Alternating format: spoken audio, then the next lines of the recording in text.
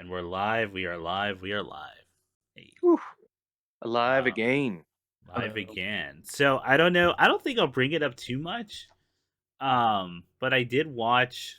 So Netflix had that thing where you watch the movie or the show, and it's set, and you can go to episodes and more, and you're like, it's a movie, whatever. Mhm. But the more is a 50-minute like behind the scenes documentary for the movie Oh. and just the people he worked with and like quick everything feels like nothing's too crazy in depth, although there's a lot of like about the process of making the movie, like these Mhm. models they would build, the makeup artists, the same people he's been working with for years, Yeah. which is always a sign of a good director, uh, Yeah. is that people want to keep working with that person. Yeah. Yeah. um yeah, but I don't think I'm gonna bring that up too much. I did watch it. I haven't watched Sangra del Toro, which just came out, but I think that's more about his collection of Mhm. oddities and Del Toro Mhm. himself. Yeah. But Yeah. Ian, you were mentioning before we went live that Mhm. he's trying to do an inverse of his style, which he does Yes. say in that behind the scenes documentary Oh, that okay. he is trying to do stuff that's quote unquote not him. Like Mhm. he's trying to get away from that I for his next few things, because I these think feel it's like the most him movies ever. Or yeah. this and Pinocchio, but This and Pinocchio and well, I'm so glad you mentioned Pinocchio because it's not just stylistically, it's thematically linked to yes, Pinocchio 100% also. brings it up in Uh that documentary as well. Oh, okay. Okay, then we definitely have to talk about that stuff. But Yeah.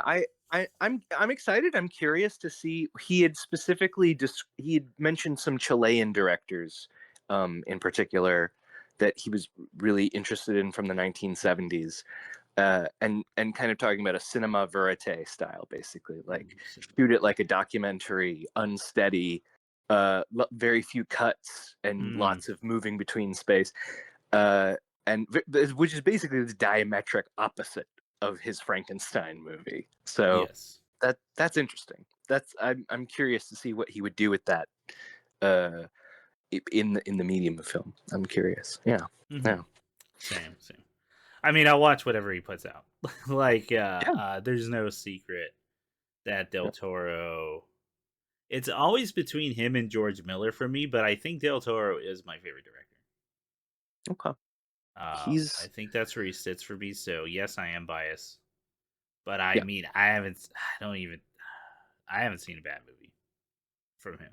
I've seen movies he's produced or that has the like presented by or like produced by Del Toro named that I'm like, yeah, not great. Nope. uh but he himself that he wrote and directed, like, nah, I haven't everything's made I've loved to some level. Even Kronos, his first thing out of like film school, Mm-hmm. Mm-hmm. fucking comes out swinging. Oh yeah. uh And like even and to at get that early, oh sorry, I'll finish real quick. oh, Even at yeah. that early stage, like it feels complete. Like Mm-hmm. that movie doesn't feel empty at all. I'm sorry, Ian. Go ahead. No, I was just to add to that, like he also on top of it got so lucky to have such great collaborator actors that he kept coming back to who were like Yeah. heavy hitters. They're household names now, and in large part to films like Kronos and The Mhm. Devil's Backbone, etc. Yeah. Oh yeah. Even I don't know if we should start this off now. No, well, I'll ask that question later. Um, Okay. but let's get into it. Let's get into it because I feel like we're gonna say a lot about this movie, and I'm still trying to Mhm. keep the times reasonable on these episodes. Fair. So let's get into the rising action. What did you all know before going into the movie? Nick, would you Um. like to start? Victor did nothing wrong. No, I That's what knew you knew going in. before the movie. You were like, Yeah, you're I like, read my it and I was man like, Victor you didn't do is nothing gonna wrong. get dragged through the coals on this. This better be a fair and and unbiased depiction. If these wokes try and ruin my Frankenstein, yeah. Of course, that book Well, had to be written by a woman, and had to make Victor look bad. You know, yeah. I'm sorry, Nick. I took that. And ran with it. Victor did nothing wrong though. no, that's funny. Yeah, no, he didn't do anything Thanks, wrong. man. This is your moment. Yeah, it was Thank cool. you. I think I knew like going into it. I'm trying to think. I was I was trying to think ways to kind of like think about it because I know a lot of our experience, you and I, Chris, kind of parallel with Frankenstein, but Yeah. I think with mine in particular of Del Toro's like announcement for this movie, I think is all I knew. I didn't even look at the trailer Yeah, because I I knew remember. like I remember us. I remember you bringing up like, "Hey, the trailer came out," and I went, "I don't need to see no trailer. I'm just gonna watch it. I yeah. already know. As soon as I can, I'm gonna watch that movie." And I think you were the same boat, right? Yeah, because I knew like because ads are meant to sell you on it. I'm already sold, so there's no need. Yeah, So it's like, 100%. because it's also like we both knew the if we were to go through the discography and filmography of Guillermo del Toro, it's like this is someone who had openly for decades said Frankenstein is his favorite monster, like Yeah, of the classic ones. So much so he has that giant sculpture of the original actor. the Boris Karloff. Where's Frankenstein. Karloff? Yeah. Yeah. Actually, you mind if I go into what I knew before the movie from there? Because Yeah, that's very go for interesting. it. You brought that up. He did a museum exhibit. I wonder if we talked about it on Storyteller Cast. I'm pretty sure I we don't did. I know. don't know if it was on time because I was in college, but it was Mm. he had an exhibit at LACMA here in LA, the LA County Museum of Art, and he had that for a while. And they recreated his like parts of his house, like he would kind of walk through it, and it was just Yeah. all this art he had collected over the years because he's not only a fan of like all these nerdy things, he's just a fan of art in general, especially anything to do with the macabre, Yeah. and monsters and everything. And he talked in one part of the exhibit. Yeah, as Nick points out, he has that giant like Boris Karloff head that kind of just hangs. Yeah. And in his house, he apparently has something called like the Frankenstein room, which is just all Yeah. that. That's his that's his monster. You know, people who are a fan of like monster movies have their universal monster they love and cherish. Frankenstein's this guy, and he had always said, "I've always wanted to do a Frankenstein movie. I know exactly what I would do. I'd make it closer to the Mary Shelley depiction or the original material." Yeah. And I've always wanted to do it. And then so you get the announcement of Frankenstein movies coming out by Guillermo del Toro, and I went, oh, "Fucking hell yeah, I'm in it. I'm in it." I'm like, he did it. My man reached what he reached a goal he wanted to accomplish. This is like a deathbed or like a bucket list movie for him. I think it was the term used in that documentary. I was in. I'm gonna watch it. I'm gonna watch it. I'm gonna watch it. That's all I needed. That's all I needed. Other than that, I mean, I just know his whole movie or filmography. I'm pretty sure I do. Yep. I'm sure there's something Probably. I missed. It's like some short film or whatever. Did you watch his student thesis from the university? Is that not Kronos? Is Kronos not the student thesis, or does he have made a like? short. He made like a 10-minute movie called Geography about a child selling then I haven't his seen soul to do homework for him. Oh, that's sick. Damn it, that's Yeah. good. Fuck. Yeah. What a Goosebumps idea, but like more twisted. Yeah. You know. Yeah. And we'll get into some. That actually fits one of his mantras with story, but like we'll get into that later. Anyway, there's no way I'm gonna. I've said it on this podcast again. This will be my last time saying it. There's no way I can come out of this thing unbiased. So fair warning for any listener. Ian, what did you know about the movie before going in? I mean, same as far as following his filmography pretty darn close. When they announced it, however long ago, when Spider-Man was going to be the monster originally, and then scheduling conflicts, we got Jacob Elordi to play the creature. But I mean, same that you said, but I'll just throw in the cast. Like the cast, I was like, I want to see all those people act at each other. I want to watch Mia Goth and Christoph Waltz be insane people. They aren't, but no, they're not. No. Well, Christoph Waltz kind of is, but not. How much of it is the disease and like his own obsession? True. True. Is part of that little mystery at the end, because it is kind of a spike. And also, he's losing his fortune. He can see himself like the income's about to dry up. This movie has so many different metaphors for life and death. It's 100%. It's like a series of it's of loaded imageries that are just life and death, life, death, life, death. Yes, it's so much about our relationships and like with it and how we view and even approach life itself through those lenses. Yeah. Getting ahead of ourselves God. a little bit. But anyway, that's what I knew. I knew I was in for a good time. Yeah. Yeah. All right, so let's just get into the movie. Let's get into the climax. Frankenstein. It was good, and like I felt okay. Little up its own ass, maybe. I'm not sure. Hey, so here's no, I'm gonna start against spoilers. I'm gonna give this like a 10. But like, yeah. Go ahead, Ian. Up its own, because I want to respond to up its own ass, because I'm thinking that, but yeah, go ahead.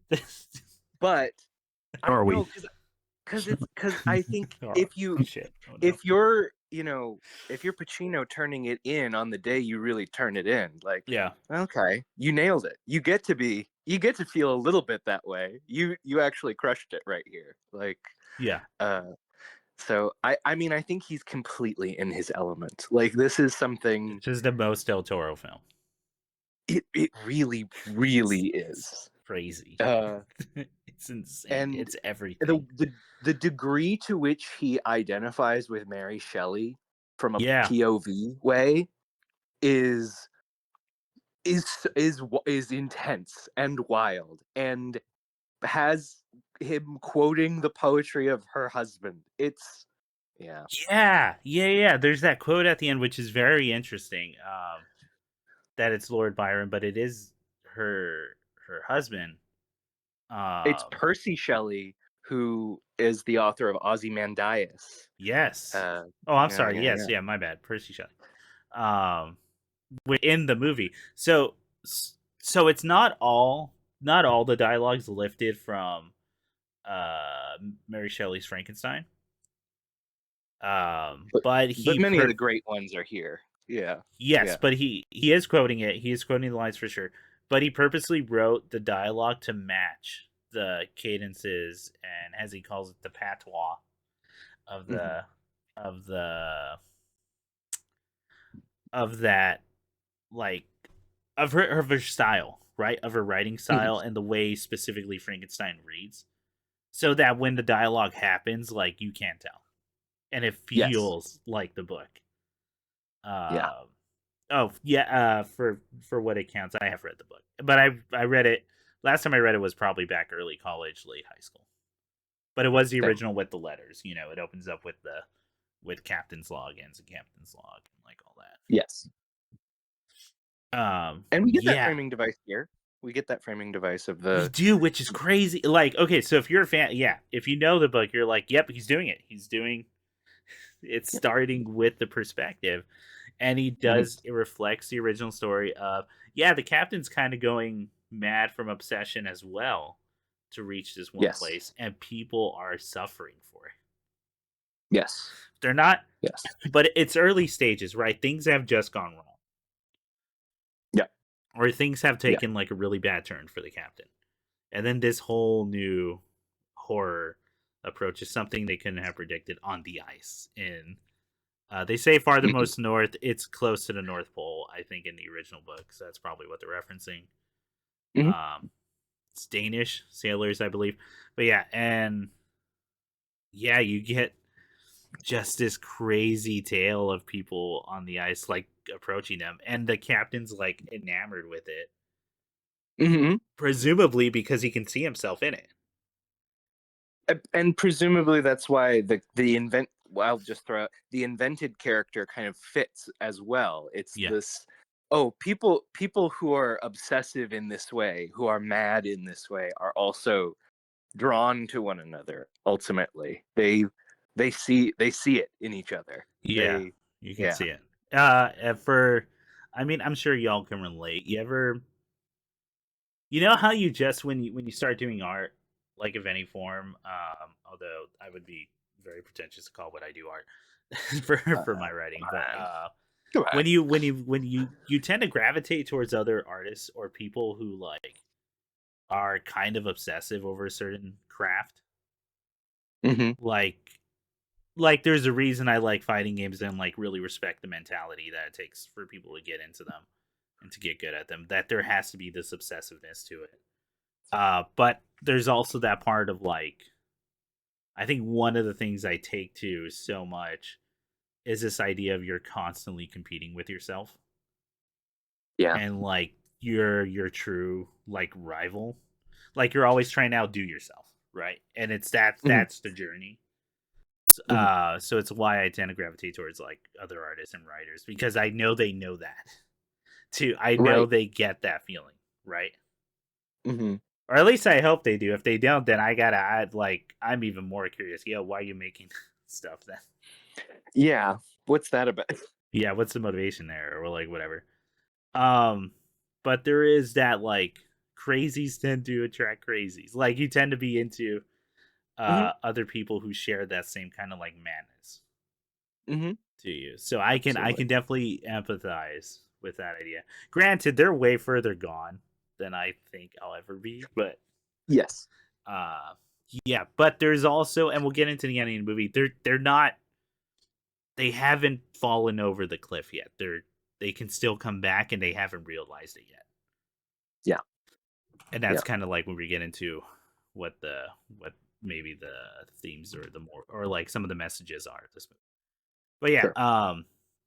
I'm sorry, and did you have any more to say right now, or No, no, just kind of making that connection there got it? between those themes in the story. But yeah. That might be a good way to approach this, because this movie's long. This is a 2.5 hour long movie, 2 hour 20 minutes, but 2.5 hour um Yeah. movie.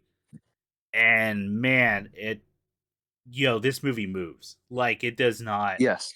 nothing feels wasted. Like everything just flows. This movie's so fucking, even okay. So there was one thing I rewatched it last night, which, Hmm. hey, I've always said it's always a good sign for a movie for me if I Yes. rewatch the movie pretty close to the first time I watched it. Yeah. Um, take like Mad Max Fury Road and like Into the Spider Verse for example. This movie moves at a really steady clip. You're still able to catch everything and like understand motivations, because every line has just been distilled to like gives you a piece of info about like just the characters and where they're at mentally, or like relationships, or how they took certain emotions and all that. And then the acting also greatly exemplifies that. Hmm. And it's moving at a crazy clip, and the only time it kind of feels like it slows down is Hmm. when Frankenstein tells his story.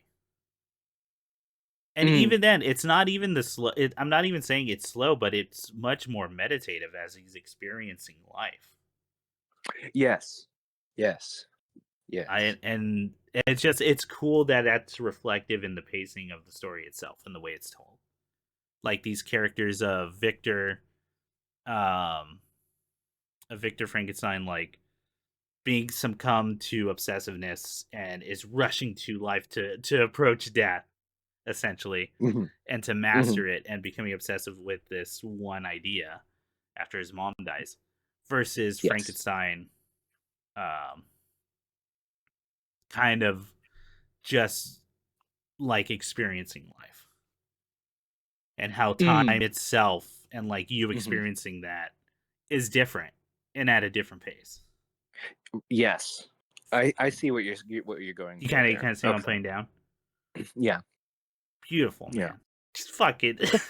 And then it picks back up as soon as he starts. As soon as Frankenstein's monster like has a goal to murder his father. Yes. Right. Then Yes. it's even more frantic. We're doing skips because there's been fights and all that. Yes.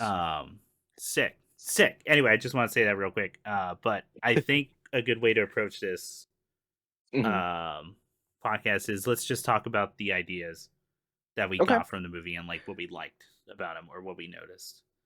Let me ask you Yeah, guys a question. I was thinking about. I don't want this to sound insulting. I mean this in a purely academic way. But it's a little bit edible. This movie, like, or very actually, maybe even the having Mia Goth be his mother and the woman he's most attracted to, Elizabeth, yeah, uh, and the idea of the father being the one who betrays you, who gets in the way of the things that make you most fulfilled and happy. yeah, Um, yeah, there's a lot of classic Freud hits in yeah. this He wants film. to fuck his mom. Yeah, I know. Like that's, and I think so. That's totally on purpose too, right? Like, Yeah. okay. So I will say this, and I did not notice it was Mia Goth playing the mom the first time I watched it. Mhm. I think they do a good job of like the makeup department changes her up enough, and then the way the clothes fit and she's always wearing a veil for Yes. the majority of the her scenes, Yeah. right? Yeah. Yeah, it wasn't until I did start making the connection. There was one outfit where she's wearing the inverse of her of Elizabeth is wearing the inverse of Victor's mother, like Hmm. clothing, in Yeah. that she's wearing like a black or like green black dress. Which, Hmm. by the way, all her clothes. This is in the behind the scenes documentary. Hmm. All her clothes were specially made and dyed for that movie, and they're made to resemble patterns found on insects. So there's That's so cool. dude, it's fucking rad. So there's the obvious one with the moth, right? Yeah. With the death moth. I think Nick was like first pointing it out when we were watching it. And Mm. then I found out, yeah, the green one is modeled after beetles. The Mm. like a lot of beetles actually are most of it, but then moths as well. Um, That's really cool. fucking sick. Anyway, she's wearing a dress that's Mhm. mostly like green and black, uh, but she's wearing a red rosary, like a big red Yeah. rosary. Whereas in the beginning of the movie, Victor's mother is wearing a red, just pure red dress and a Mhm. black rosary. Yes. So there's always that idea, like there, like obviously he's in love, like with his mother and believes in that Freudian part Yes. for Yeah. Victor. Uh, but yeah, that's in there, man. Yeah. That which That's makes that well. slap hurt, or makes the hatred Elizabeth feels towards him hurt a lot more. Yes. Yes. Because even And his I'm mother sure would hate who he became. I think and is the that's why idea. it's so devastating. Yeah. That's so it's yeah, we'll get there. We'll get there. Yeah. Mhm. Yeah. Yeah. What kind of big ideas were you guys also kind of kicking around as far because this that I'm next thinking about the like the father to son to creature son like dynamic, but what do we want to wait to touch on that? What are you Yeah, guys thinking? we can talk about it now. Nick, do you have anything to say before? Because I have a whole thing about that. Please. Yeah, so I'm just trying to like, Mm-hmm. well, I'm not sure where you're gonna take it because like, Okay. because my thing, I guess, to focus on would be me thinking on like the bigger picture of it, like with Victor and Frankenstein, because particular like a lot of the changes. I mean, we talked about like maybe this is like the easiest. I mean, at least like the quickest. I'd say way they set up the monster compared to other times. Yeah. Which is crazy to say in like a nearly 3-hour film, but Yeah. but I think that's just a testament to, I think, Del Toro. Like, if I were to, because I ended up rewatching it myself, because if I were to do my own angle, like thoughts on this, to me, like, I think the changes kind of, I would definitely defend the changes he made, like especially on the wedding, because the wedding's like the biggest one he changed. Yeah, it's a lot shorter. Yeah. Oh, and the brother doesn't show up at all in the book, except for the fact that he's a little 5-year-old running around at the beginning. Yeah, how like Frankenstein, and then it was like hand wave that he strangled Frankenstein strangled the young brother in the woods. Yeah. Yeah. Well, in the novel, Frankenstein also frames Victor for another person's murder in the community, like deliberately tries to lead people to believe that that the doctor is killing people for whatever reason. So, I mean, yeah, he's the monster is much more a victim of circumstance and like generational trauma, I guess, through the men is what I would say in a In broad this sense. movie, for sure, as opposed to like a lot of the book is dedicated to that vengeance, like hatred that the monster feels. Yeah, the way Mary Shelley does it is like you kind of don't get the redemption for the monster until the very end. Like you're very much on Victor's side of like, in the sense of, oh yeah, this monster's haunting him for like the vast majority of the book. It's why those letters are so important to that story. And it's kind of there are versions that just will not include the letters in the book, which is a real shame. It's a different story. It's a different book at that point. Luckily now, though, I believe all of them. Sorry, go ahead. What? Well, no, I was gonna say, like, I was gonna set up like, so my main thought, I wrote it down a while. I think after the second watching of Frankenstein, where I think if I were to, like, Victor and Frankenstein, like, if I were to think what they represent, I think they do represent like the exhaustion of families and close ones in conflict, and how like everyone's eventually affected by this, because it's like, the main cause of all the conflict is like a stubborn provider of the family, and Victor created because he did not belong anywhere else. Provider becoming a father for the first time. A son experienced the parts of Victor he hides from others. The abuse is everything Victor failed to heal and forgive up until having a child. He failed his creation because he failed himself. He forgave himself only when the son forgave him. So it's like, that was like the main thing I wrote, because like I was thinking a lot about the ending and why like that stood out to me the most compared to other Frankenstein monster movies. Yeah, I think.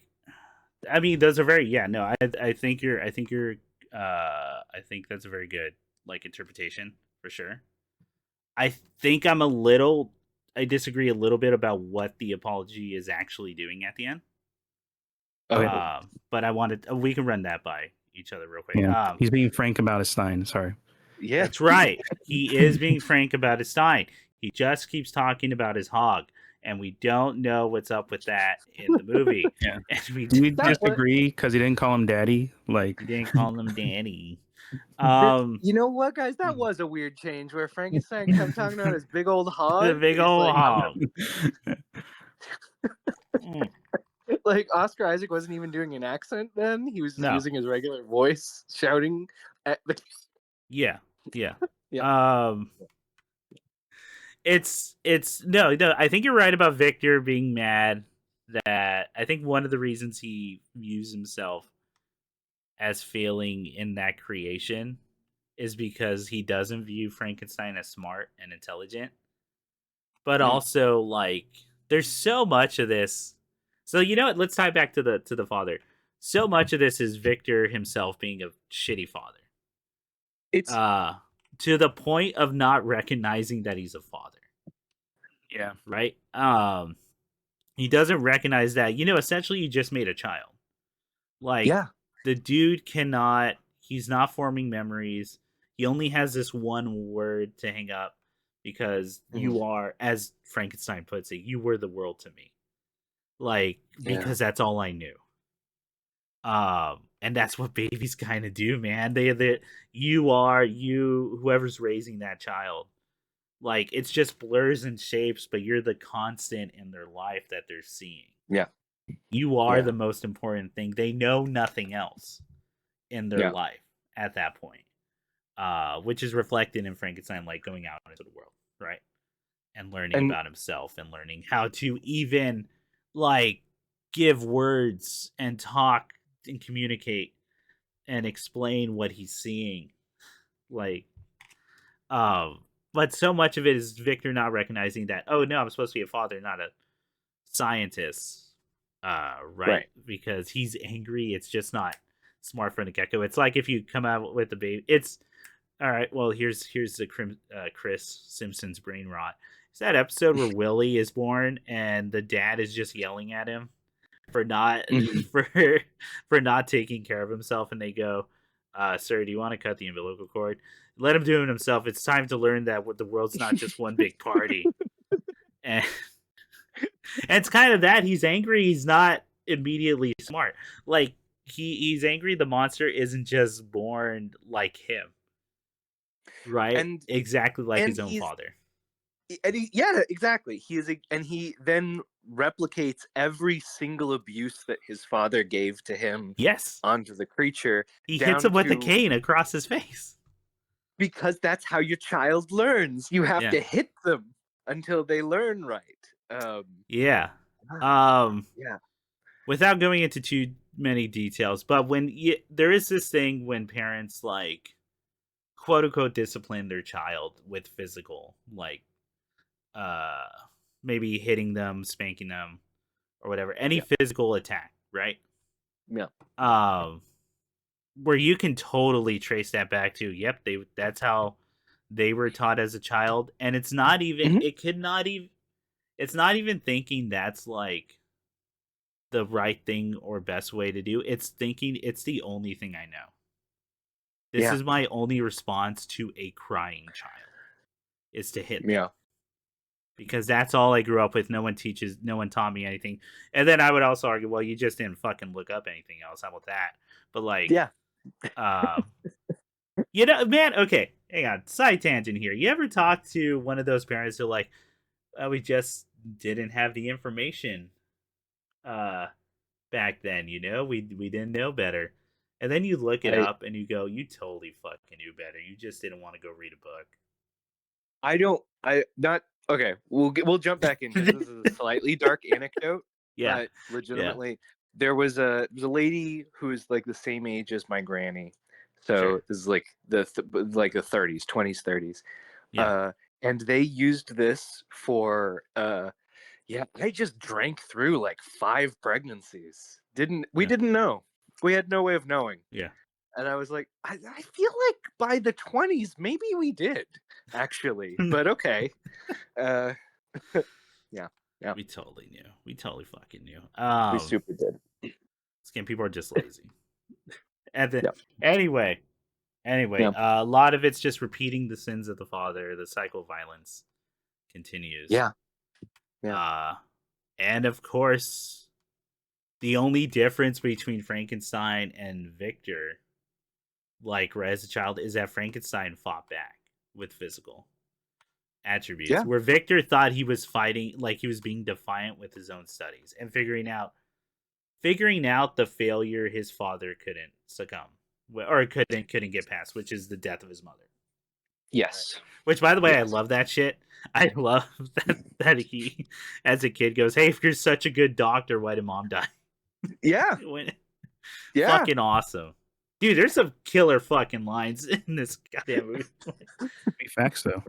Hell yeah, dude. Okay, that line where he's giving the presentation of to the academic board, Disciplinary board. Yeah, yeah, the yeah, disciplinary board, and he goes like, God is a failure in that sense and we can overcome him. yes. I was like, Oh my oh, god. I'm kind of True. on Victor's side here, man. I'm kind of, Yeah. I'm kind of, I know he's supposed to be the bad guy, but I agree with him on a lot of this stuff. Horrible guy, has a good point. He has a good Yeah. point. He has a good point. He ain't wrong though.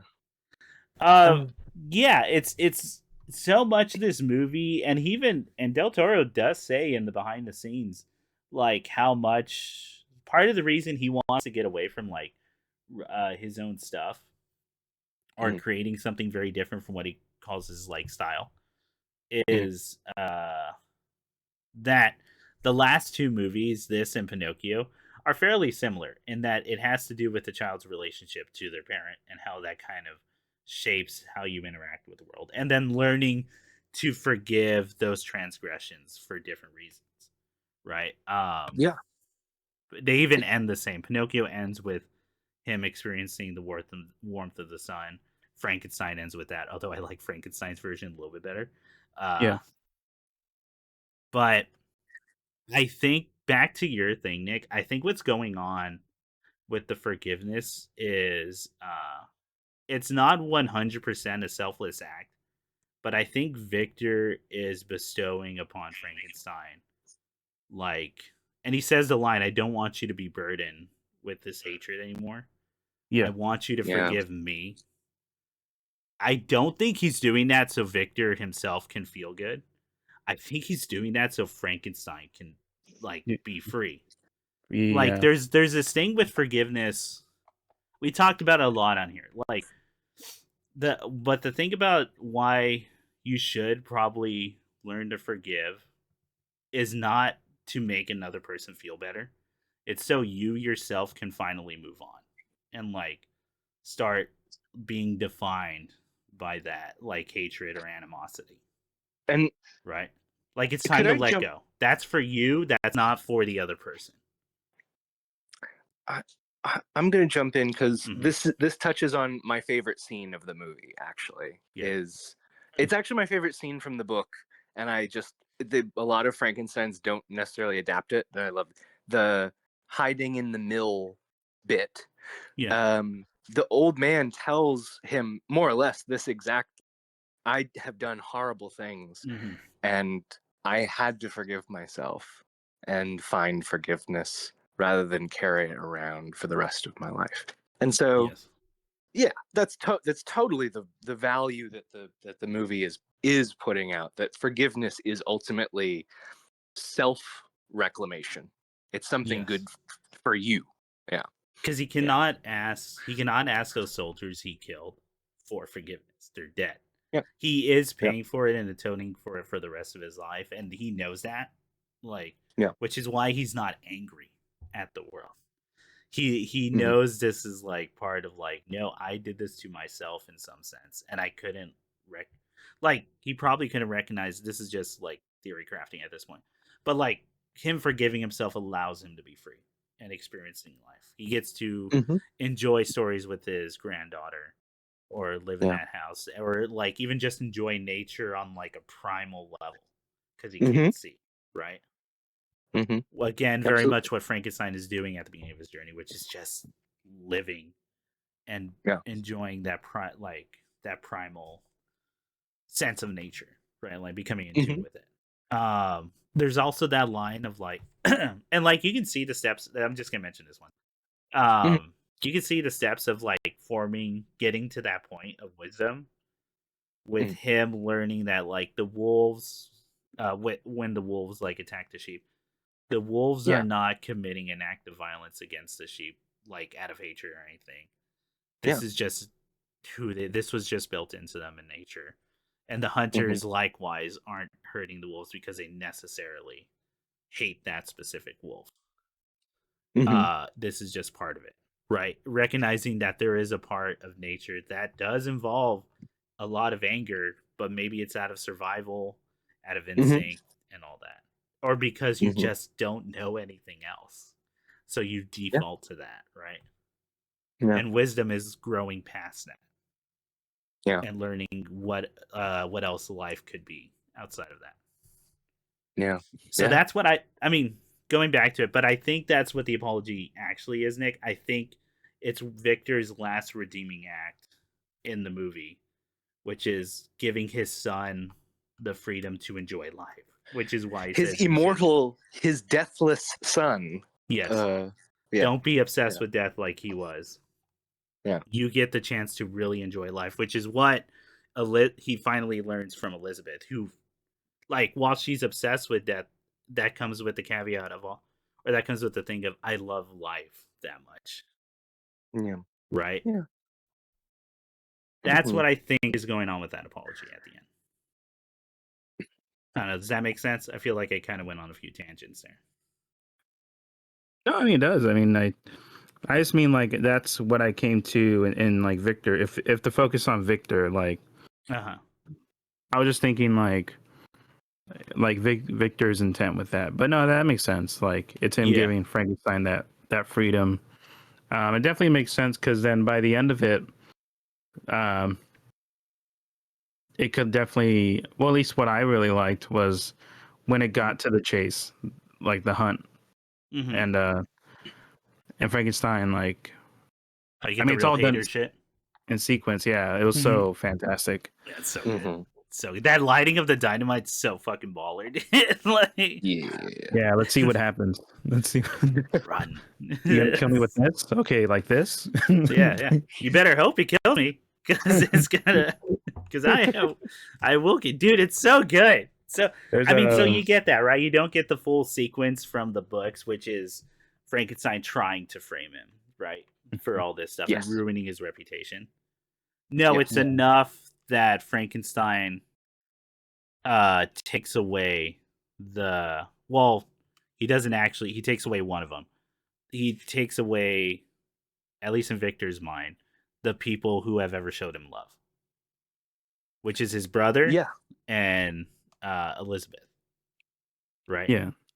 Although Elizabeth is Victor kind of misinterpreting a lot of signals, but well, no, But there's something there.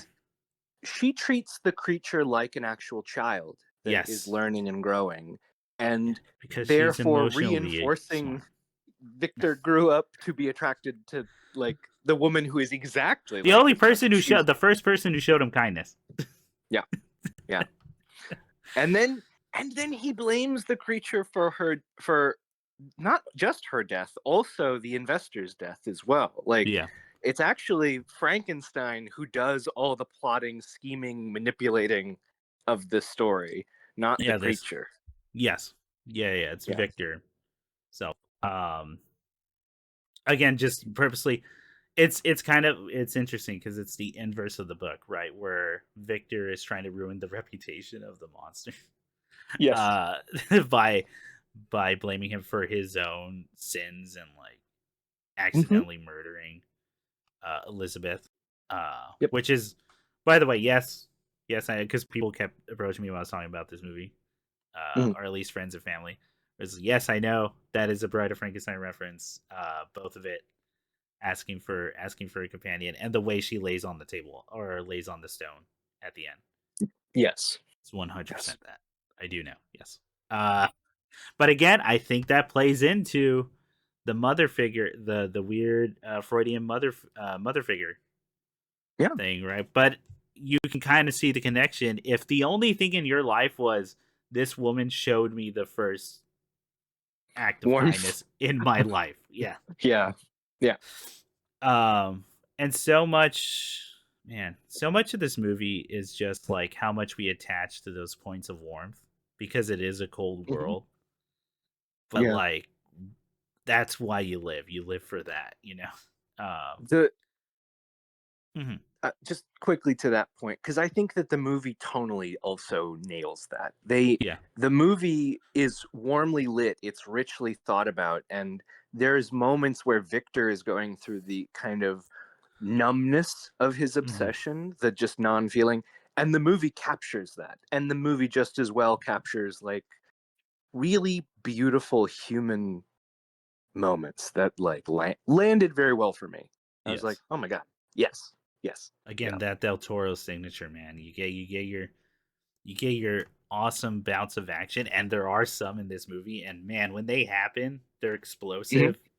but holy shit, are they fucking crazy? Like, I'm Yeah. thinking of him one arm like reverse suplexing that dude in the Yep. ice, or the fighting the wolves with the Oh, craziest kills I've ever seen. For like, in that wolf alive, man, that was yeah, crazy. that was crazy. Or just the backbreaking and the way the wolf like dies in that manner, like looks Yeah. so like fuck, dude. It's Yeah. crazy. It's crazy. That movie's great. Yeah, very Del Toro. Very Del Yeah. Yeah. Toro. Very much so. Nick, was there any other bits you wanted to talk about in that like thing you wrote down? Because I know I gave my interpretation of the act of forgiveness. Mm-hmm.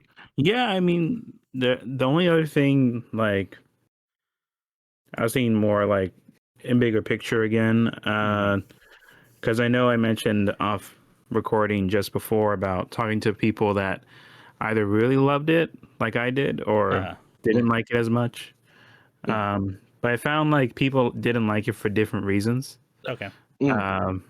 So going off of this is an interpretation, and if you're someone that Yeah, maybe that's right. yes, yes, it's a thing on screen that's different from what's on the page. Yeah, Yes. Oh man, dude. Okay, that's like, because I used to be that guy, but I was that guy back in like fucking middle school, where if it's not 1-to-1, it's bad. Like, what a childish. Oh, I'm so fucking smart because I know the other thing, and it's not that, so it's bad. right. Yeah, yeah. Oh, fucking A. All right. Anyway, go ahead. Sorry. And say, yeah.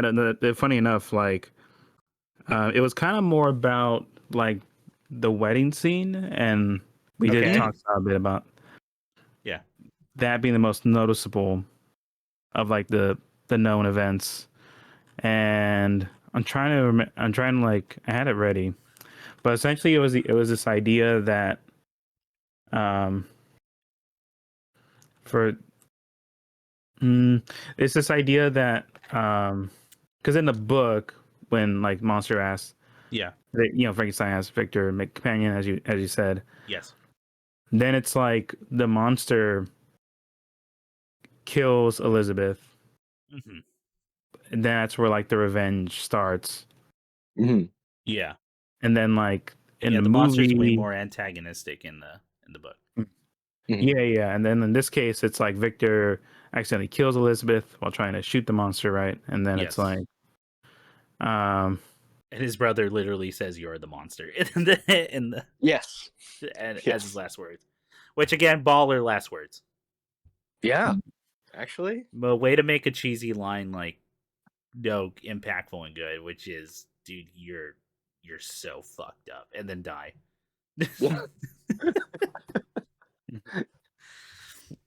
No, totally. So I think for me, like, because I love, you guys, I love the book and all the interpretations over the years.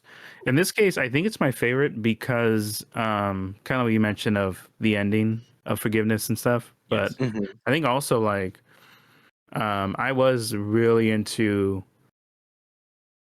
because like Del Toro does all forms of evolution with his monsters and stuff like that. Yes. In this case, I thought was so cool was like how in this case it's like he covers himself up more and more, and like when you get by the time you get to like the cabin, by the time you get to the end, like the Frankenstein's his size is coming from him covering himself up, like and it's like the big shoulders and everything. Well, yeah, and the big in the clothing, like yes. I thought it was so cool to like show his size that way versus it's usually the opposite. Like and he starts off really big, and he just gets bigger. Yeah, like he hulks out. Yeah. But it does give him, especially because oh my god. So one of the things you could say is he learned shame, which is why he's wearing clothes. No, it's I think more of just wanting to be human, which is what he's learning in the woods, right? Like, Yeah. and Mhm. wanting to be himself and what he's comfortable with. Granted, he finds that off like a dead soldier, and specifically the Crimean War, as I found out in the in Mhm. the documentary. Um, apparently, there's a thing in that clothes. There's like different versions of that Okay. coat that appear throughout the movie, and it just they do it to just reflect the mood of the scene. Like it'll be either Oh. more afraid or more beat up, depending on what Okay. they if they want him to look intimidating or not. Okay. Okay. Which is really cool. It's a really cool detail. But yeah, I get what you're saying, where he's getting like bigger, right? But it's also giving him more humanity. Mhm. Like, and he's growing through being human. If you view it like that. Mm. I mean, yeah, Mm-hmm. I think about kind of the what he takes away from the blind man Yeah. in the woodlands is a lesson about not just his about nature in general, but about his nature, framing what is my role, and then yeah, that you finally do get that resolution at the end once we've come all the way around again. That Yes. is Yeah. Frankenstein a kind of early Superman story? Oh my god. It all is. Well, Yeah. I mean, He's it's gonna fly away. Prometheus, right? The modern Prometheus. Yeah. He's gonna Is fly the Yeah. away. story. Huh. Nah, nah. Here's why. Here's why I would say no. Yes. Um, immediately Superman is a savior when Yeah, he that's true. appears when he appears to the thing. Frankenstein is not and does not end up being a savior. At the end, No. he goes off to hide in the Antarctic in the original book, right? And Yeah, you he's a never hear from him gothic again. lead. He is a great gothic Yes, hero that is very flawed, deeply 100%, flawed. Yeah. 100%. Yeah. I'm gonna go no. I'm gonna go no on the Superman thing, and Yes, he's gonna fly away. His uh, kryptonite. I His know I try to be open with certain interpretations, but what? That's I'm gonna crazy. say nah. No, that was a bolt in the dark, but I'm glad that I threw it out there. That's No, fine. no, no, That was that's fine. yeah. You just got to see what sticks, man. Isn't it? Victor's his Lex Luthor. Yeah. Can Oh I? my god. Uh, Mm. a thought just appeared in my head. I know we're jumping back into the forgiveness thing. Sure. But can I say this, Nick, about like what you said about that last scene? Mm. And I think actually, where I think the core of it, I like kind of disagree with. Okay. Mm.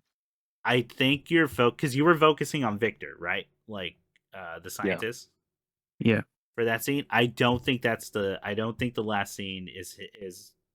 I don't think he's the focus of that. I think the monster or the creature is. That's for Mm. that scene's about him. That scene is not about Victor. It's Mm. about him finally getting, you know, the chance to forgive and to be unburdened, right?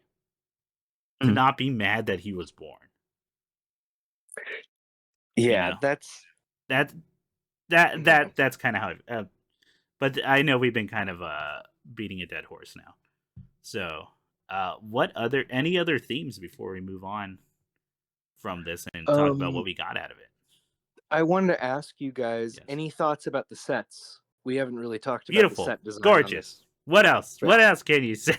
It's phenomenal. Every Like, shot is a piece of art that can be hung up. Like the I I staging is perfect. Yeah, insane. I Sorry. just want to it's say I was anxious crazy. going into it.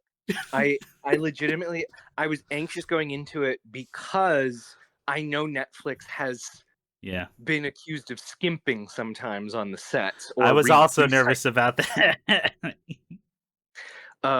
But the Antarctic, the Castle Frankenstein, Yeah, all of it is beautiful. It's exquisite. Yeah. it's Yeah. fucking. Yeah. Apparently, the ship was shot in the parking lot. Okay. Oh, Wait, yeah. what?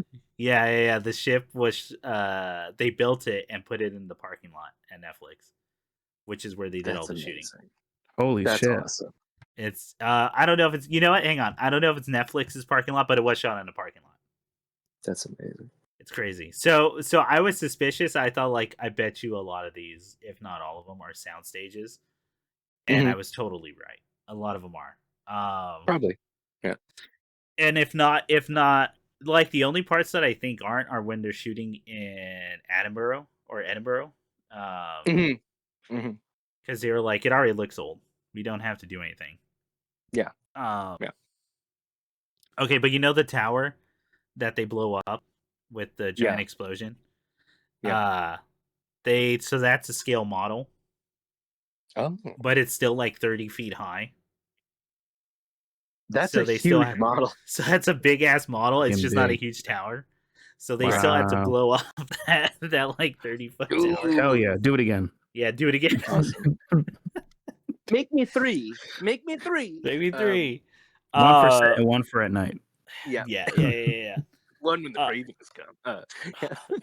it's fucking dope. Yeah, everyone should go watch that. Just if you already like the movie, go watch that thing. There's so many Yeah. cool little things, and if anything, again, it's proof of the idea that the Mhm. really great directors to work with um will have their team forever. Like the great artists, Yeah. right? Like I think of him. I think of people love working with Tarantino. Yeah. People love Conan working with Conan O'Brien. He's had the same people for like 30 Yeah. years 30, now. 40. Yeah. Said a Yeah. lot. Oh yeah, Clerks. and Conan like goes out of his way to get those people Yeah. too, because it's part of that thing of like we love working with each other. Plus, they just get it, so like Yeah. you don't have to worry about that. Um, Yeah. Clerks. no, he gets the Kevin same. Smith. Yeah, Kevin Smith. Everyone loves Yeah. working with Kevin Smith, apparently. Like, which is why Yeah. they keep doing it. Yeah. And Kevin Yeah. apparently like when he was telling, I remember hearing the story of him like directing Supergirl episodes, Oh. and like how much he was like, I felt like I didn't even have to do much because so much of it was the script. But they Oh. kept calling me back, and they said apparently everyone who worked on Supergirl just fucking loved working with him. Oh wow. That's So awesome. which is why I kept getting called back for that. Okay. But yeah. So they build that model. The sets are gorgeous, dude. They talk about it a lot in the behind the scenes. It's my favorite. Granted, there hasn't been too many Frankensteins since like maybe Hammer Yeah. Studios, but it's my favorite sets by and large. Oh yeah. It's not even close. Not even close, dude. I think everything looks fucking rad. Like Yeah. every shot There's again. This movie, Mhm. every shot is like the most beautiful shot you've ever seen. Not Yeah. just in a Del Toro movie, but in most movies. The, Yeah. The staging. the Sorry.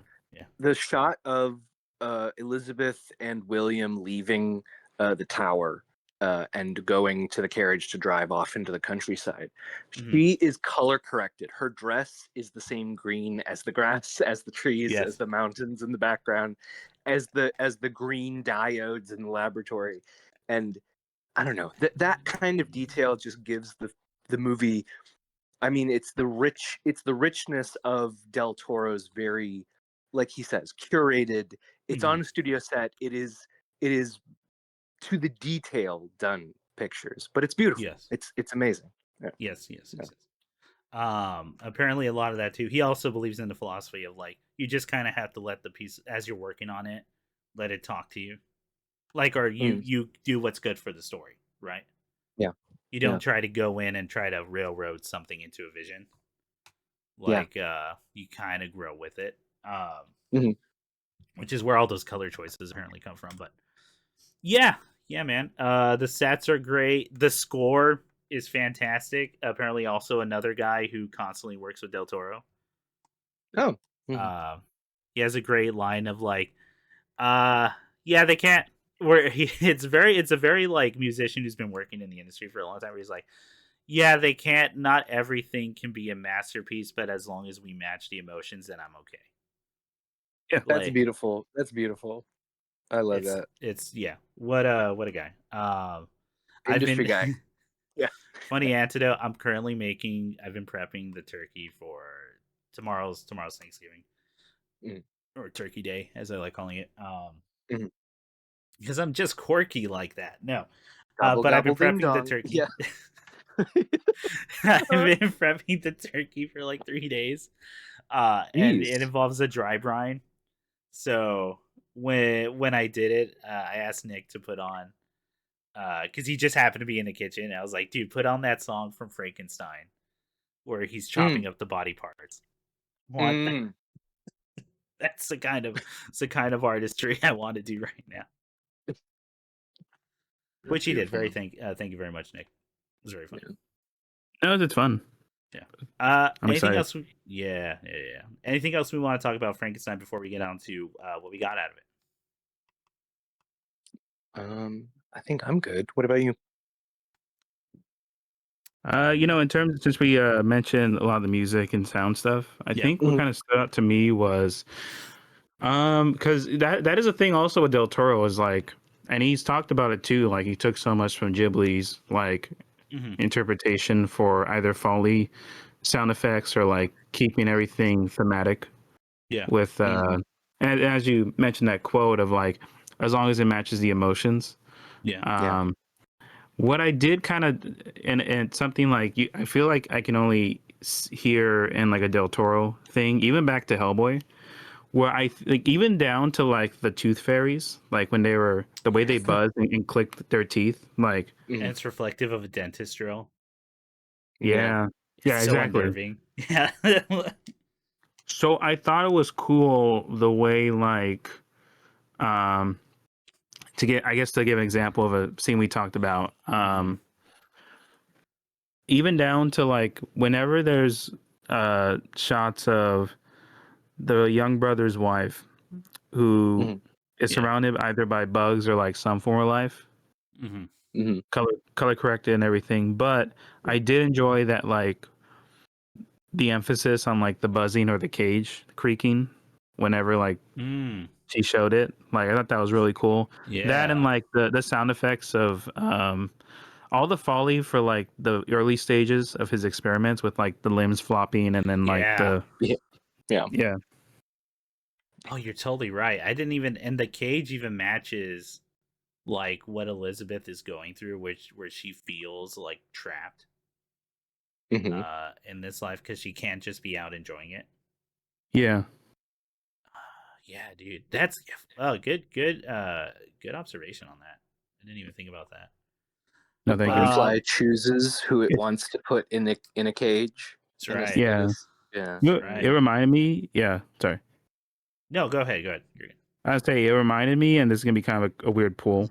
Sure. But I don't think it's that. I'm not sure if it's that crazy for Del Toro because it actually reminded me of because I recently, at least of this recording, watched Memories again. Oh yeah, I've been meaning to watch that.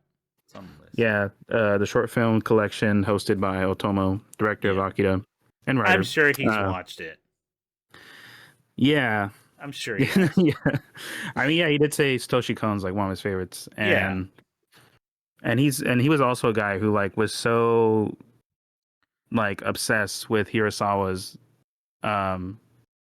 sound and also like his interpretation of all the Foley and music aligning. So there's a moment in Magnetic Rose, which is Toshi Kon's and Mamoru Oshii's one, and then what I thought was really cool is like there's a cool sound thing where it's like once you get to the opera scene, you then can kind of notice that all the moments of like the hallucinations or the illusions are all the opera singing backwards or like being like reversed. So that's cool.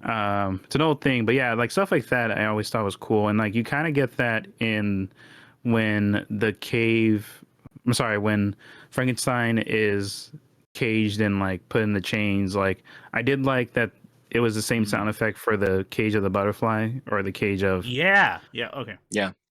And that's what it is. Like she sees Frankenstein the way she's nurturing it, the way like she nurtured the bugs, and like again back to the child thing, realizing the cruelty of the cage. Yeah, it's cool.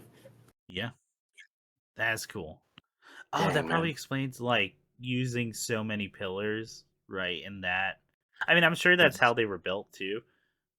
Those kind of but sewer it systems, visually, but visually, used as a cage, right? Like, so behind bars. And again, the creature knows nothing else. Yeah. It knows nothing. Real Prometheus, again, like Plato's cave or whatever. No, man, no. It's. I think we can move on then to, what we got out of it, the falling action. So, Ian, what did Yeah. you get out of Guillermo del Toro's Frankenstein? I'll say the first thing I said when I Mm-hmm. finished watching it. I turned to my side and I said, "That's like the platonic ideal of the perfect Gothic film." Like Yeah, this Yeah.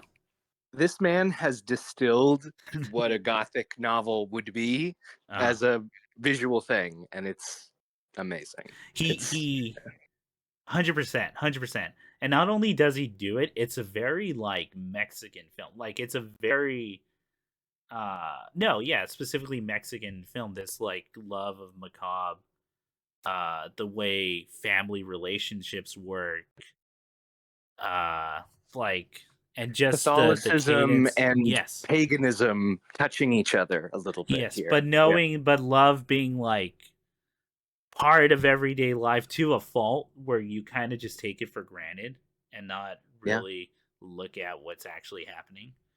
To a love Yeah. of life and to a fascination with death that leads to a love of life. Like, Yeah. fuck, dude. Yeah, man. God damn. This And it's still like, yeah, you're right. I think it's as close as you can get to an ideal Victorian like film. Yeah. It's the I kept using the word like richness and detail and all this. Yeah, It's because it's a film it's born out of romanticism. There 100%. is romance in it. He puts Lord oh Byron at the end of the movie. Yeah, exactly. And here's one I'll hang a lampshade on. We mentioned when you watch the movie, you will see like 100 different metaphors for death and life death. Yes. The he literally slides down a tube and falls into the ocean, born out of fire. And like that imagery is it's crazy. I think one of the things I literally thought was, oh no, I feel like I've written something like that. Like not plot points, but just kind of images or icons or yes. Oh, that shit that's just in my brain too. There are moments in this movie that I guess I'll say this to the listeners who don't follow Del Toro's filmography the way we have. When you're in that kind of stew long enough of his reference points, there were moments in this movie where I was like, oh my God, he's visualized this is it. He's taken something out of me and done it preemptively. This is amazing and beautiful. And I felt that way with the cliff scene. I felt that way with a few different shots of this gorgeous flick, man. Like he's batting 1,000. He's batting 1,000. Yeah. 100%. 100% agree with that. Nick, what did you get out of Guillermo del Toro's movie? I got out of it a very handsome monster. That's right. And it's very pretty.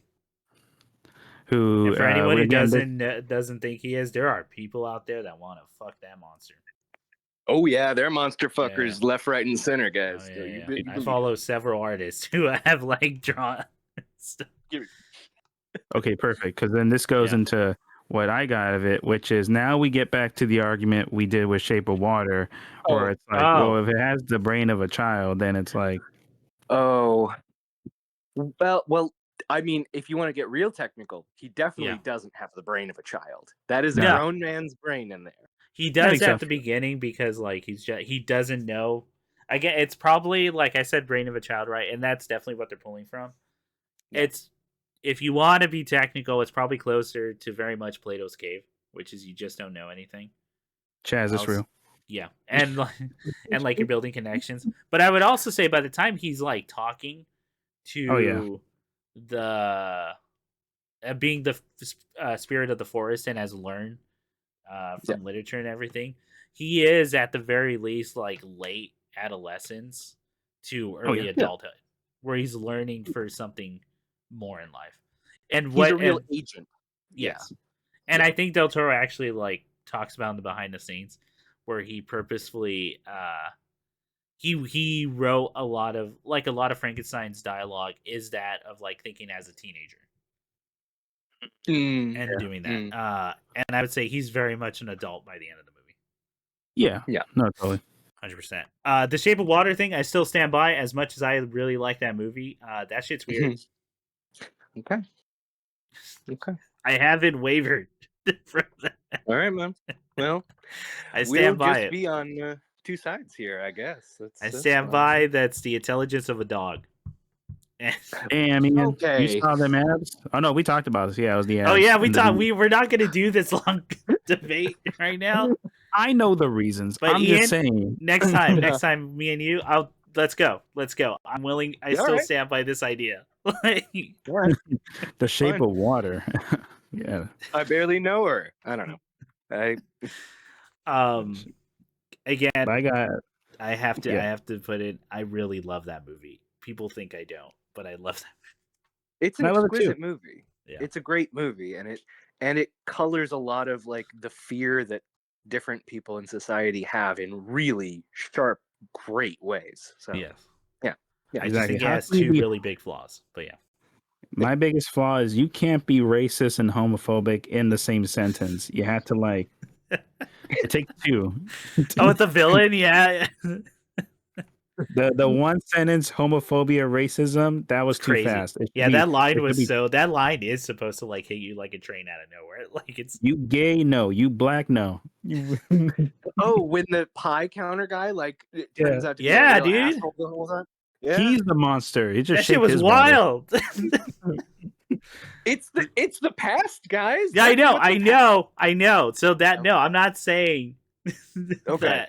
It's not out of character. But you are supposed to be like, wow, what a piece of shit.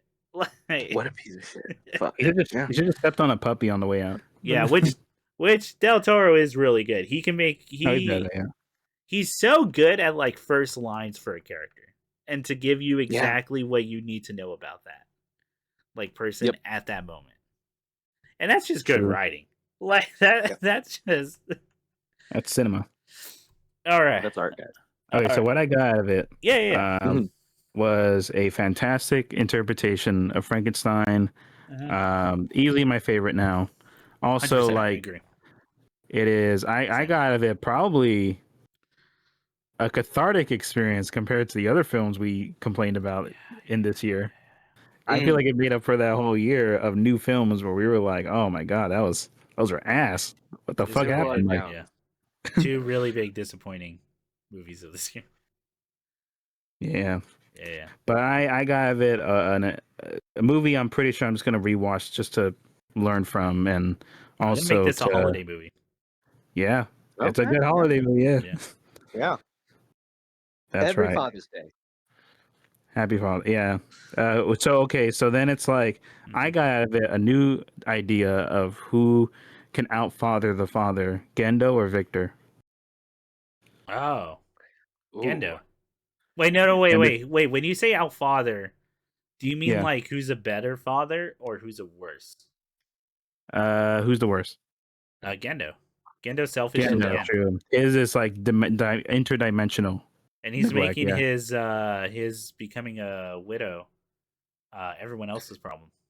I will annihilate all individuality in life. Yeah. Yes. Yeah. Relatable.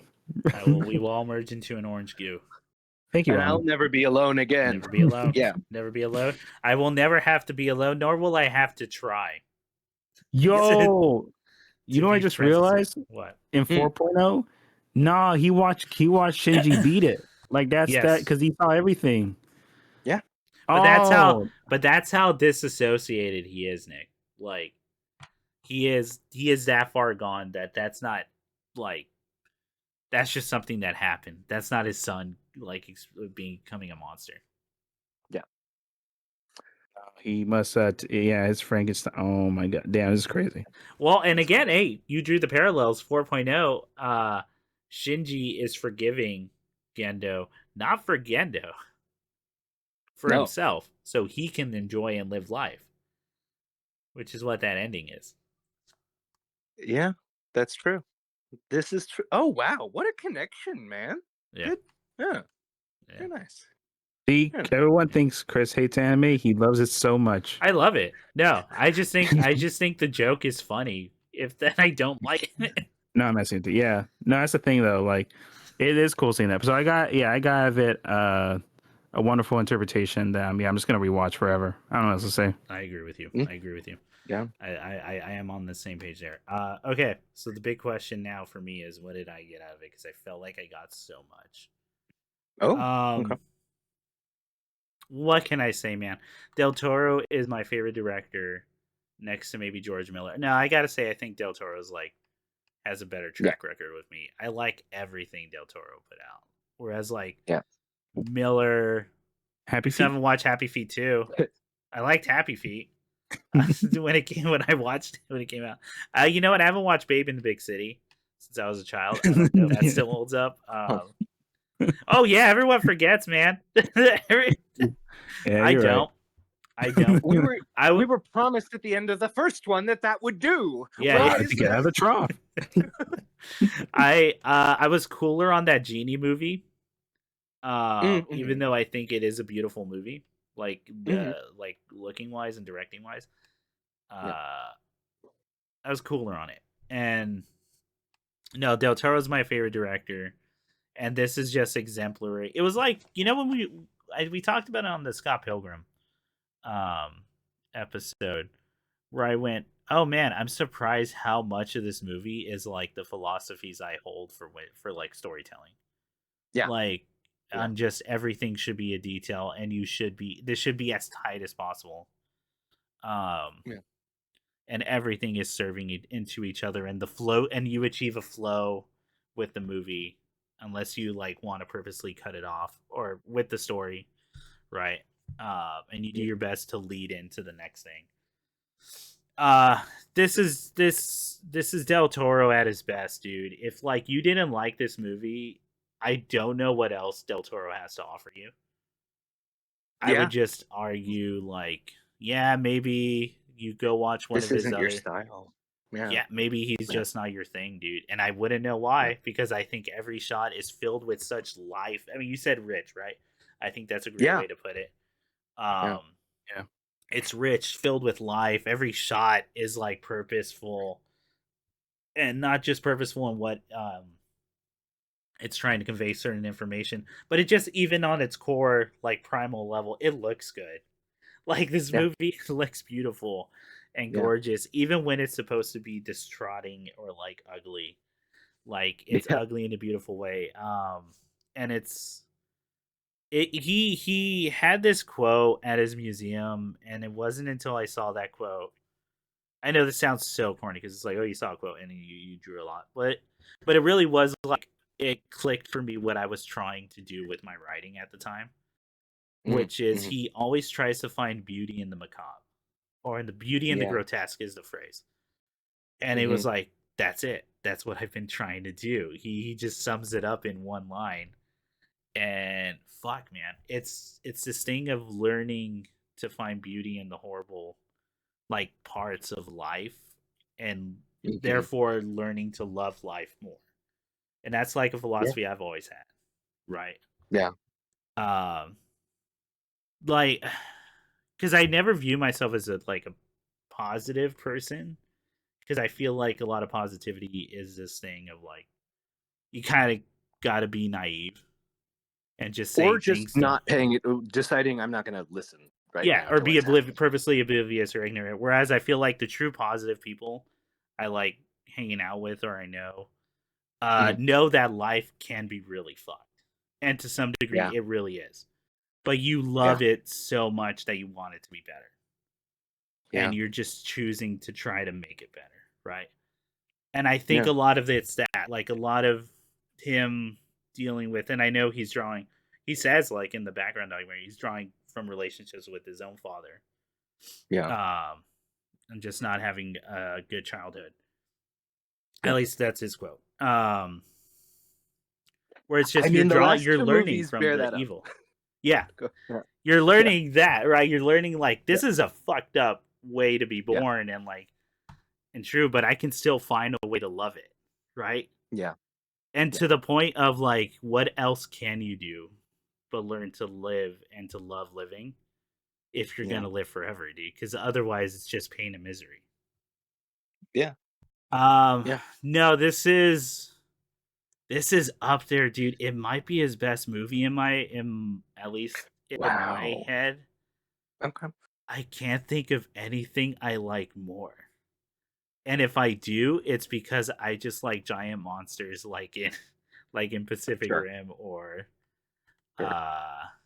fucking Hellboy and Hellboy 2, which were probably like Yes. really impactful watching as a kid. Yeah. No, this fuck, dude. This is my movie of the year. Like, I like it more than Bring Her Back. I like it more than anything else I've seen this year. And I think this is like, I don't know what else he's gonna do, which is probably why he says himself like he's gonna go away from his own tendencies Style. and everything. Yeah. Because Yeah. this feels like the most Del Toro thing ever made. It I am in is love in a with this way a movie. culmination. Yeah. Yeah. Yeah.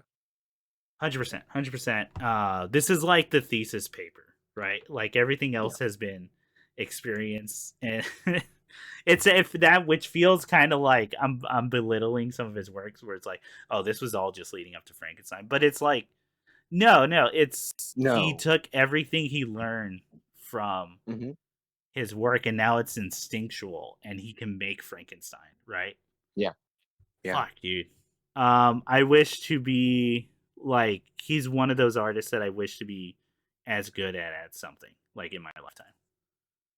And or Agreed. to like even be close to that. No, I love this movie. I teared up a lot like in certain aspects.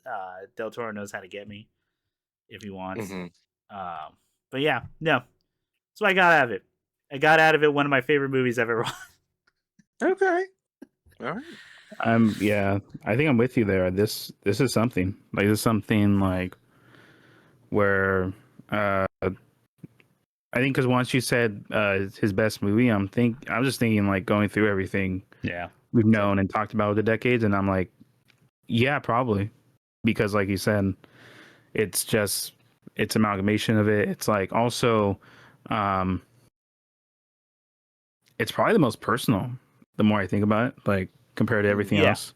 Yeah, and his movies are very personal, but I agree with you on that. This feels like it feels like, you know, like we were pointing out 4.0, where it feels like Hidekiano really like meditated on something in his lifetime. Mm-hmm. This feels like his meditation with it and the conclusion he became. And like thinking about all that stuff, learning to forgive despite transgressions, even just for yourself, like makes that last scene of just Frankenstein crying as the sun like hits him just so much, like it turns you into a puddle. Like it's so good. So fuck, dude, this movie's great. This movie's great. All right.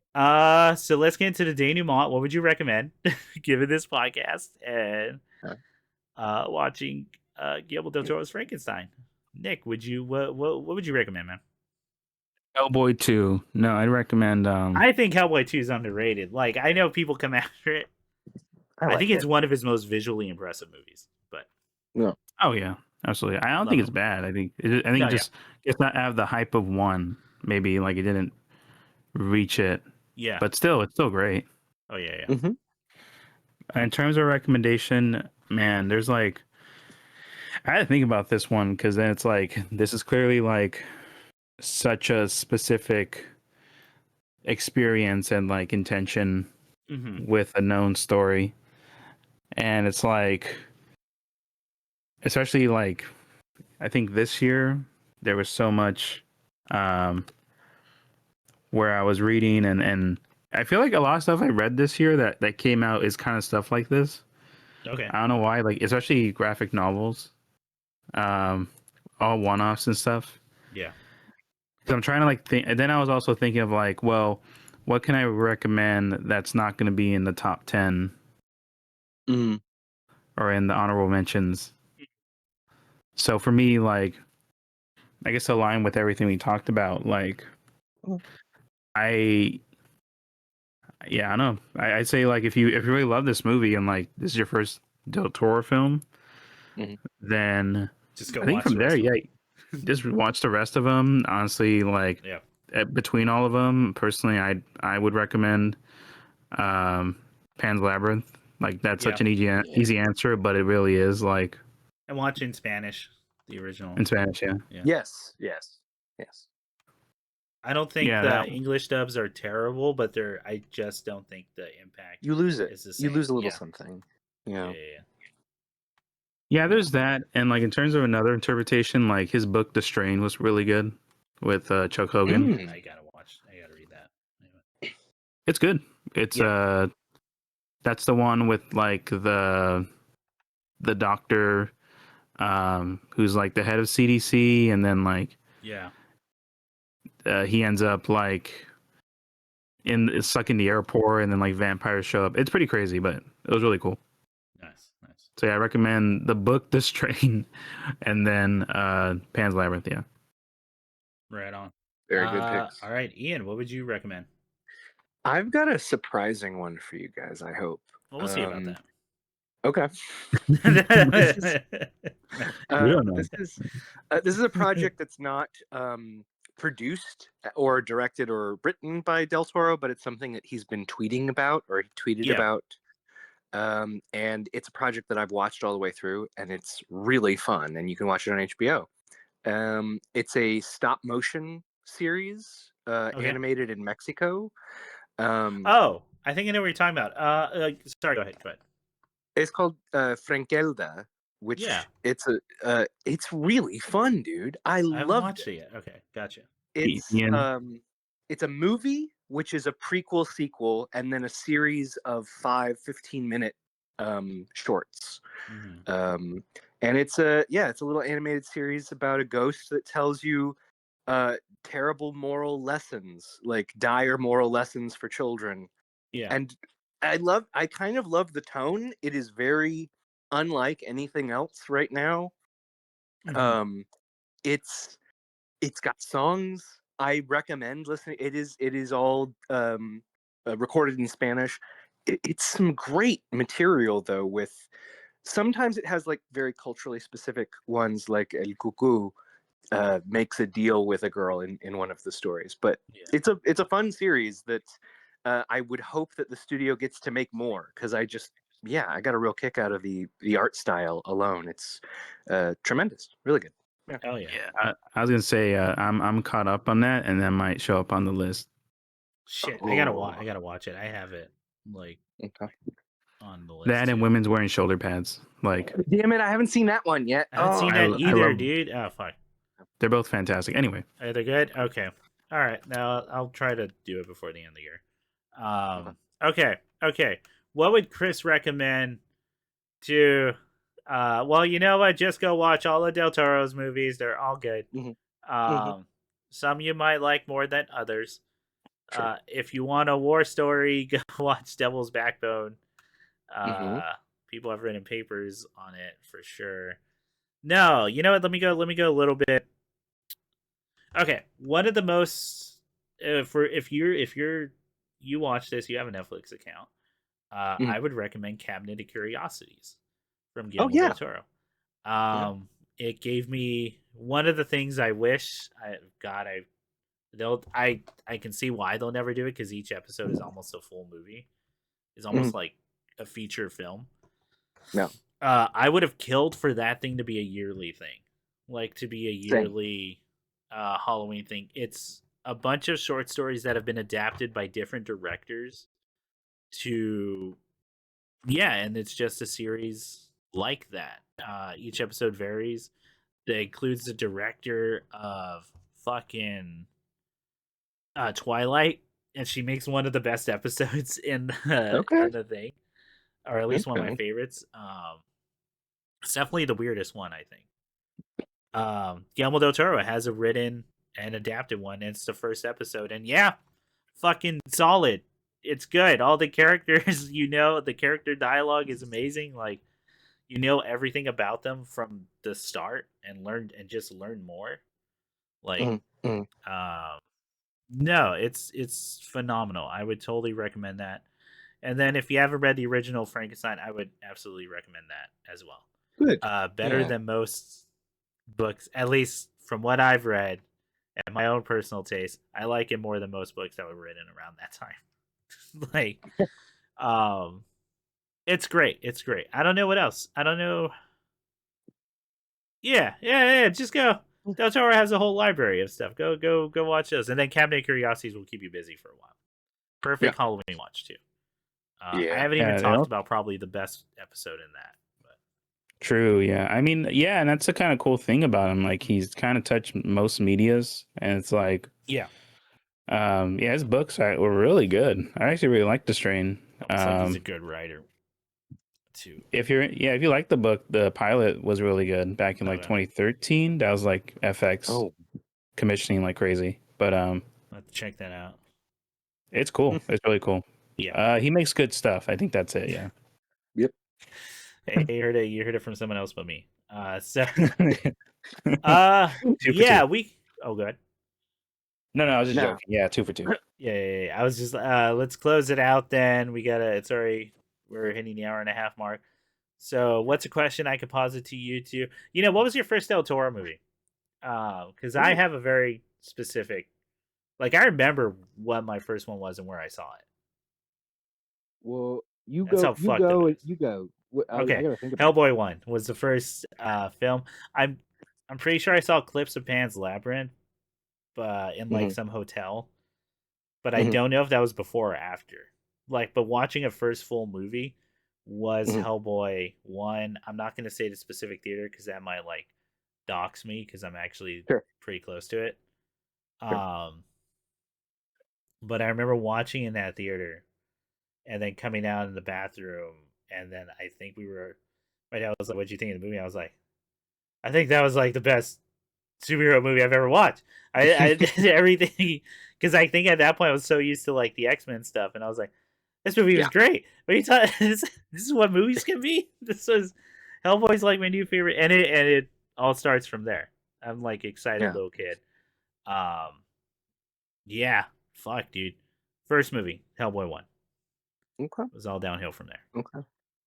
Nick, what was your For first me, not for Del Toro. It was Del Toro's all up. Chris, you're beautiful. My favorite, I think mine's pretty much the same as Chris. Actually, the one I ever finished was Pan's Labyrinth. Because they played it in the living room and no one stopped me. So, just watched the whole thing. Oh yeah. And then he got to the mouth cut scene. Yeah, that's the one. That's the one that does a lot of people. That's it. And I was like, "Is that real?" And then like being a little kid, seeing a open wound. Yeah, and the answer was kind of. Kinda, yeah. And that's the idea. No, I mean, there's that, and then like, Pan's Labyrinth for sure, and then then Hellboy in 04. And then that I feel like that was one where I felt like I was surprised how not graphic it was compared to Pan's Labyrinth, like how gory. Yeah. But looking back, I was like, yeah, that kind of blew my mind. Like, especially just seeing something like, what's crazy? I remember thinking back then, and I would never say it out loud, but I think that was way better than Spider-Man, like as a movie, like, because it's atmosphere. It's like it's all these cool, crazy ideas. I think the ideas of what Hellboy presented, I think, was more interesting than Spider-Man, because Spider-Man's Spider-Man. But like Spider-Man 1, the Sam Raimi one. Yeah, it's definitely better than the first Sam Raimi Spider-Man. It's not even close. Like the second one, I can argue you have an argument there. But I would watch Hellboy any day. Like over. I agree. Over Spider-Man. Same with X-Men. Yeah. Oh yeah, it's better. It's better than the X-Men movies. For sure. Oh yeah. Oh my god. Yes. No question there. But yeah. Oh, sorry. Go ahead. No, I was gonna ask Ian what was his first one. Yes. I've been thinking about it. I assume that I went to the same theater you guys did. Oh, interesting. And my mom took me to go see Pan's Labyrinth when it was going to be nominated. nice. She was like, "Oh, it got a nomination. It must be a really good movie. We should go see that one." So I was probably in middle school when that happened, or maybe early high school. I Yeah, don't know. and you're already Yeah. like, Mom, the awards don't mean anything. It's just like what people The pay awards for are and buy bullshit, Mom. It's I'm like, bullshit. yeah. And then it was like, shut up, son. We're gonna go watch Pan's Labyrinth. And yeah, I mean, thank goodness that she's so obsessed with that status marker, because oh my god, Yeah, my it mom kind of definitely shook my brain hard, like Yeah. when I saw it as a kid. I agree that the cutting scene, I also, for some reason, the scene where she first sees the fairy always stuck with me as a kid. Where Yeah, it's meant to be kind of terrifying. yeah. Del Toro has talked. He again, he mentions it in the background thing, but I know he said it in other places, where to him horror movies or horror stories are just fairy tales, but a little bit more like adult or meant for adults. Yeah, Because fairy tales are for children, but they're so close to horror. If not, they are horror, right? Like, but yeah, but yeah, absolutely. like in a way, he's been trying to write fairy tales like his entire career. And I mean, it tracks. If you please, if you haven't yet, go back and watch his filmography. He's got so many amazing pieces under his belt, and they're 100%. all great. Yeah. Oh yeah. Well, we can end it there. That was long enough. I'm sure I went into this fairly, and impartially. Could I even say anything bad about this movie? I don't know.